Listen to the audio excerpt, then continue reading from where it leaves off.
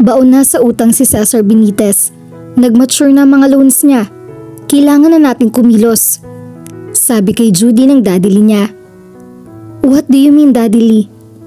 Gusto kong ikaw ang gumawa nito, Judy. Kailangan na nating ilitin ang La Esperanza pagkatapos natin siyang padala ng final notice. Pero Daddy, ayaw mo? Bakit? Dahil kina Alfric ang hotel resort na iyon?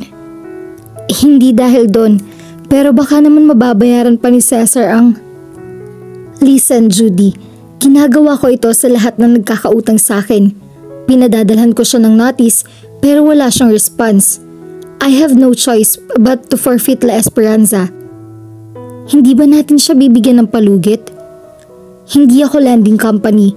Madali kong inabot sa kanyang perang kailangan niya, kaya dapat lang nababawi ko iyon. At dahil mukhang hindi na niya mababayaran iyon ng cash, kailangan kunin ko ang La Esperanza. Pero Daddy Lee, tiningnan siya nito ng mataman. Ayaw mong gawin o hindi mo kayang gawin sa mga Benitez ang pinapagawa ko? Hindi siya nakakibo. Hindi ba ang unang leksyon ay tinuro ko sa iyo sa negosyo ay ihiwalay mo ang puso mo kung gusto mong magtagumpay? Kahit naman po hindi Benitez ang mga sangkot dito, ganito pa rin po magiging reaksyon ko dahil naaawa po ako sa mga taong mawawalan ng properties na alam kong pinaghirapan nila. Nampakinabangan nila ang pera ko at magbigay sila ng katibayan ng collateral, alam nila magiging consequence na posibleng mawala sa kanila mga properties nila. Huwag kang maawa sa kanila. Tayo ang mawawalan kapag hindi natin ito ginawa at hindi ko pinulot ang perang ipinapahiram natin sa kanila. It's hard-earned money, Judy, at para din iyon sa'yo. Ikaw ang magmamana ng lahat ng pinaghihirapan ko. Muli niyang binasa ang titulo ng La Esperanza. Ilang ulit sila nagpunta roon ni Alfric, nanghuhuli ng paru-paro, nagsiswimming, nagtatawanan sa terrace o sa rooftop. Bakit hindi niyo binanggit sa akin ng tungkol dito noon, Daddy Lee, na ganito nakabaon si Cesar Benitez sa inyo? Sinusumbatan mo ba ako dahil hindi ko sinabi to kaagad sa'yo para na-warningan mo sana ang Benitez? Do you still have a heart for them dahil mahal mo pa si Alfric? Galit ito habang sinasabi iyon. Gusto niyang i-deny iyon, ngunit mahirap magsinungaling. Nakalimutan mo na ba ang ginawa ni Cesar Benitez sa nanay mo? Umiling siya. Hindi po, Daddy Lee, and I still hate Cesar Benitez. But you still love his son, don't you? Muli ay umiling siya. Hindi na. Naawa lang ako sa kanila. Hindi pa lang siguro ako sanay sa kalakaran ng business nyo sa mga kasino. Si Alfric ang tagapagmana ng mga Benitez, kaya ito ang mawawalan kapag nawala sa mga ito ang La Esperanza. Iyon ang ayaw niyang mangyari. Then do it, Judy. Kunin mo ang La Esperanza kay Cesar Benitez. Iyan ang first task ko sa'yo. Kapag hindi mo nagawa yan, ibig sabihin lang ay hindi ka karapat dapat na maging successor ko at iwan sa'yo ang lahat ng pinaghirapan ko. Tumango siya. Kahit mabigat sa kalooban niya, ay wala siyang pagpipilian kundi ang tanggapin ang hamon nito. Hindi nag-aksaya ng panahon si Judy para makausap si Alfric. Alam niyang ito ang unang dapat niyang kausapin para ipalam ang problemang ginawa ng ama nito. Natagpuan naman niya ito sa isang condominium tower sa boundary ng Mandaluyong at Pasig. Ganun na lamang ang lakas ng kaba niya habang naglalakad siya sa hallway patungo sa unit nito. Bakit ba hindi na lamang niya ito tinawagan at nag-set siya ng meeting sa isang lugar? Bakit ba ang unang pumasok sa isip niya ay ang puntahan nito ng personal sa condo unit nito para i-discuss dito ang sitwasyon ng daddy nito? Ngayon pa lang naman yata gumagana ang isip niya. Ngayong nasa harap na niya ito, huminga muna siya ng malalim bago nag-doorbell. Si Alfric mismo ang nagbukas ng pinto. Judy? Halatang nasurpresa ito nang makita siya. Matatagal naman niya itong tinititigan bago siya makapagsalita. He was wearing a white tweeted sando and boxers. May naramdaman siyang kakatwa. Hindi niya alam kung anong tawag doon. What are you doing here? Tanong nito habang nakatitig sa kanyang mga mata na parang ayaw kumurap. Binawi niya ang tingin dito dahil para siyang napapaso. Tumingin siya sa loob ng unit. I need to talk to you, sabi niya. Come in, anyaya nito sa kanya. Pumasok siya sa loob. Binigyan siya nito ng daan. Paano mo nalamang itong? Tumawag ako sa La Esperanza. Muling tiningnan niya ito sa mga mata. Gusto rin kitang makita at makausap. No, I came here for business. Sinikap niya maging business-like ang lahat sa kanya. Ang kanyang attire, ang aura, ang kilos at maging ang tono niya. I'm sorry. Anitong parang napahiya. Akala ko never. Pwedeng maupo? Formal ang tonong tanong niya. Yeah, by all means, feel at home. Naupo siya habang iginagala ang paningin sa kabuuan ng cozy condo unit nito. What will you have? Tanong nito sa kanya. No thanks. Okay, naupo ito sa sofa na nakaharap sa kanya. Kamusta? I'm okay, pero hindi ako nagpunta rito para makipagkamustahan. Like I said, I came here for business. Pumorma lang ang nito. Okay, what is it? Hindi niya alam kung paano sisimulan ang gusto niyang sabihin kay Alfric. Parang mas gusto niyang makipagkwentuhan na lang dito habang sumisimsim ng alak at nagariminis. Sabihin ang lahat ng hindi niya nasabi noon at itanong ang lahat ng tanong na hindi niya natatanong dito noon. Judy, pukaw nito sa biglang pananahimik niya. Huminga siya ng malalim. Alam mo bang nalulung na sa sugal ang daddy mo? Sandali itong natigilan. Yeah, tugon nito kapag kuwan. Alam mo rin ba kung gaano nakalaki ang nautang niya sa financier ng casino? I wouldn't be surprised if... He's one of the biggest gamblers in town. His debt already amounts to more than 10 million, including the interest. Tila na lambot nito. I have warned him about it, pero mukhang hindi siya nakikinig.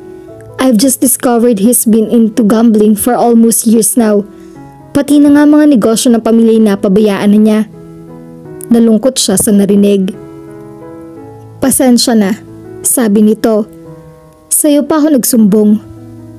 It's okay. Hindi lang niya sigurado kung hindi siya naging halata sa malaking simpatyang kalakip ng tinig niya. Pero anong kinalaman ng pagpunta mo rito sa pagiging gambler ni daddy at sa malaking utang niya? Nagtatakang tanong nito. Alam mo bang isinangla ng daddy mo ang La Esperanza? What? Ginamit na niyang collateral ang title ng La Esperanza and it's been year. Wala siyang ginagawang aksyon para mabayaran ang perang inutang niya. Oh my God, natampal nito ang sariling ng noo. He did that? Sabi ko na nga ba't hindi mo alam? Tila lalong nanlumo ito. I'm sorry. Anito nang tilang mapahiya sa kanya. I understand. Ako nga dapat humingi ng dispensa sa'yo dahil ako pa ang kinailangan maghatid ng balitang ito sa'yo. I know you're upset, pero kailangan mong harapin ito. Bakit nga pala ikaw ang kailangan maghatid ng tungkol dito? Ako ang napag-utusan because I happen to be the stepdaughter of the casino financer whom your dad owes a lot. Napatungangan na naman ito sa kanya. And I regret to tell this to you. Lumampas na ang daddy mo sa palugit na ibinibigay ng stepfather ko. What do you mean? Kailangan naming kunin ang La Esperanza. I'm sorry, Alfric. Nagdilim ang anyo nito. Tumayo ito at humakbang.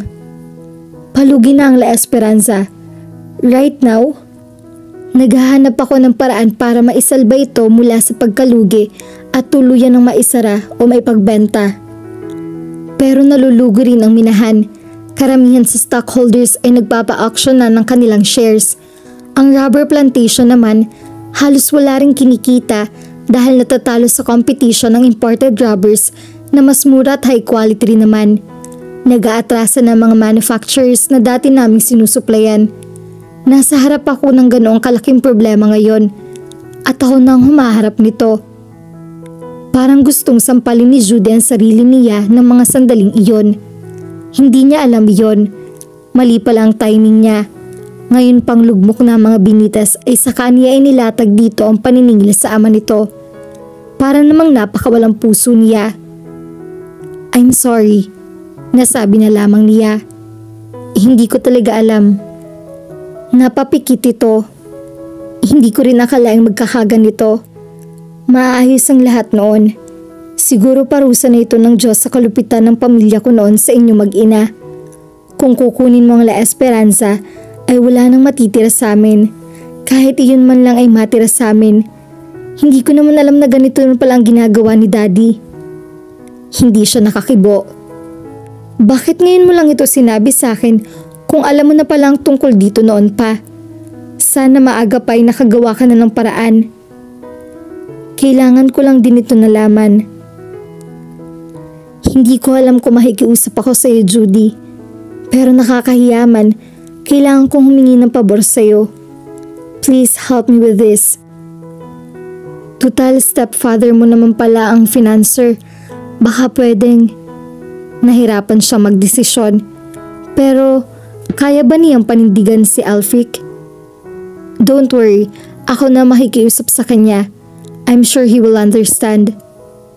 Thank you. Anitong agad na lumapit sa kanya. Nagulat pa siya nang hawakan nito ang dalawang kamay niya. Napatingala siya rito at muling nag-usap ang kanilang mga mata. Yung guy na kasama mo, Sir Rockwell, I suppose boyfriend mo siya. Umiling siya. No, anak siya na business partner ni Daddy Lee. Eh yung kasama mo, Sir Rockwell, girlfriend mo yun no? Itatanong sana niya rito. I missed you so much, Judy. Bigla ay sabi nito. Pinanuyuan siya ng lalamunan. Kung san-san kita hinanap noon. Binawi niya ang kanyang kamay at napayuko siya. Anong nangyari sa atin, Judy?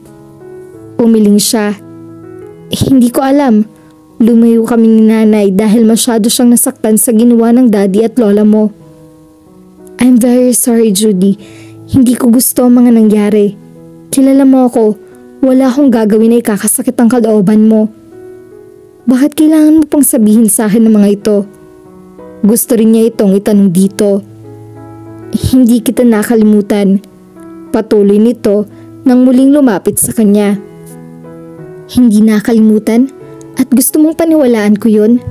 Samantalang pinalitan mo na ako sa puso mo.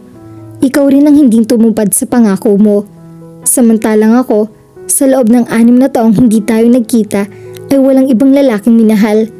Wala akong ibang lalaking ipinalit sa iyo sa puso ko because I still keep my promise. Umiwas na siyang maungkat pang tungkol sa mga damdamin nila sa isa't isa. I have to go. I'll just give a call para malaman mo kung anong magiging desisyon ng Daddy Lee. Paiwas na sabi niya. Inihatid siya nito hanggang sa elevator. No, Judy. Kailangan mong gawin ang pinapagawa ko sa iyo. Kukunin natin ang La Esperanza. Maigting na sabi ng Daddy Lee niya. Pero nasa gitna sila ng financial crisis, Daddy Lee. Humihingi lang naman si Alfric ng kaunting palugit. He will try to settle everything. No, 1 year is long enough for Cesar to settle his debts. Pero Daddy Lee, hindi kaya pinepersonal mo ng ginagawa mo sa kanila? Hindi, ganito ang patakaran ko sa lahat. Business is business. Pero parang ibang panggigigil nyo kay Cesar Benitez. Tama ka. Kinasusuklaman ko ang lalaking yon. Dahil niloko at sinaktan niya si Mommy? Hindi lang yon, kundi dahil alam kong siya ang dahilan kung bakit hindi ako lubusang minahal ng Mommy mo.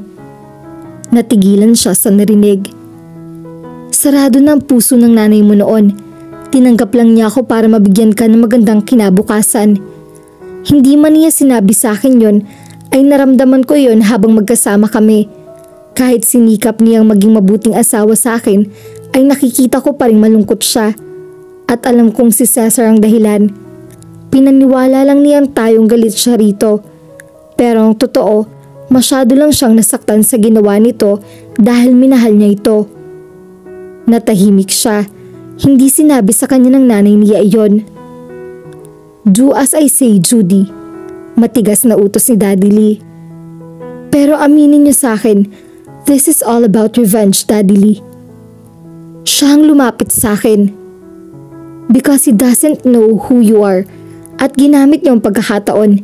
Naghanda kayo ng trap para sa kanya. Hindi ko kasalanan kung nahulog siya sa trap. Kung maghirap man sila, it's his fault. Hindi ba dapat ay masaya ka dahil maigaganti mo ng nanay mo? Umiling siya. Hindi siya masaya dahil kahit kailan ay hindi niya inisip ang paghihigante. At yun ay dahil kay Alfred.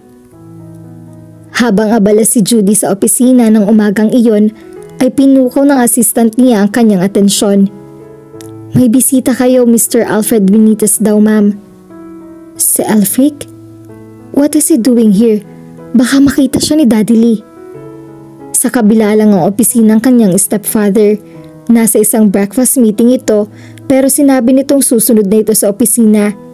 Umahon siya mula sa kinauupuan at mabilis na lumapit sa pinto.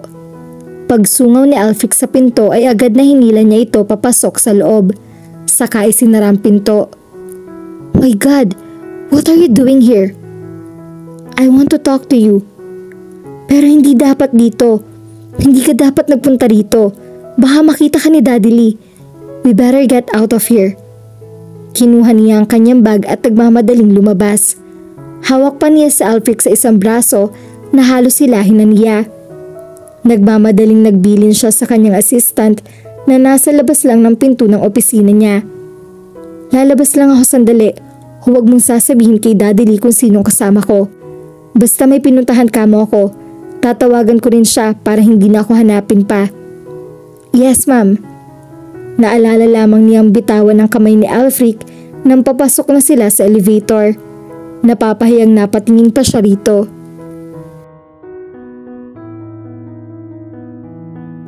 At dito na po nagtatapos ang part 9 ng ating kwento. Sabay-sabay po nating abangan ang susunod pang mga kabanata. Maraming salamat po. God bless and stay safe.